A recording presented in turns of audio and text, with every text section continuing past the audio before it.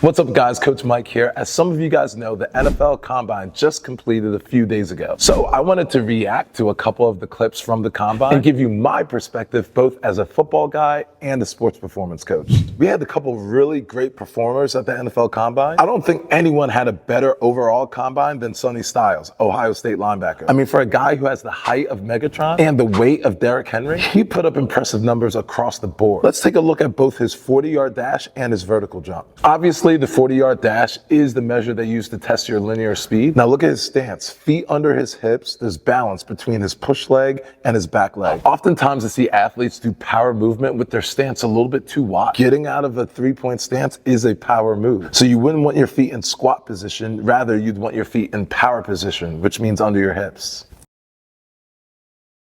Right away, look at that knee drive. You see how high he gets that knee? That knee is parallel with the ground underneath of him. That way he's able to strike the ground with a lot of force. Another thing I'm seeing right away is arm drive. You see how high that back elbow gets? Arm drive and leg drive, they go hand in hand. Believe it or not, being able to be stronger and more mobile in your upper body can translate to speed.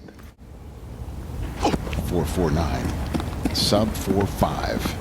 That was a great run. Sonny Styles. I want to watch his second attempt, and I bet you he takes less than 22 steps. 1, 2, 3, 4, 5, 6, 7, 8, 9, 10, 11, 12, 13, 14, 15, 16, 17, 18, 19, 20. That's perfect. It's literally perfect. Think about it. Do you think you'll run a faster time with more steps or less steps? Exactly, less steps. So to be a faster athlete, we need to be a stronger athlete, because when we're a stronger athlete, we can get better strides. Notice he doesn't stop at the 40-yard line. He runs through the 40-yard line. This is one of my pet peeves when it comes to my athletes. If you're one of my athletes I've trained in the past, you know this. When I say run through the 40-yard line, I mean run through it. Don't run to it, run through it. You see the way these lasers work, these gates? That sensor is not gonna stop the timer unless you get all the way through it. That's why I tell my athletes, pretend like you're running 45 yards instead of 40. Great start, great drive phase, that's the first 10 yards, and a great finish after that, A+. Let's take a look at Sonny's vertical jump. Right here off the bat, what do I see? Feet under the hips, power position, perfect. Oh, look at this flexion. We call this triple flexion. That's flexion between the hip, the knee, and the ankle. Look how deep he gets in his triple flexion. Really good athletes are able to get deep in that triple flexion, but they're also able to get out of that triple flexion with speed. Look at him load, look at those arms. Remember, we talked about upper body strength and mobility can lead to power through the lower body. You see how far those arms get back? That allows him to propel himself up through his jump.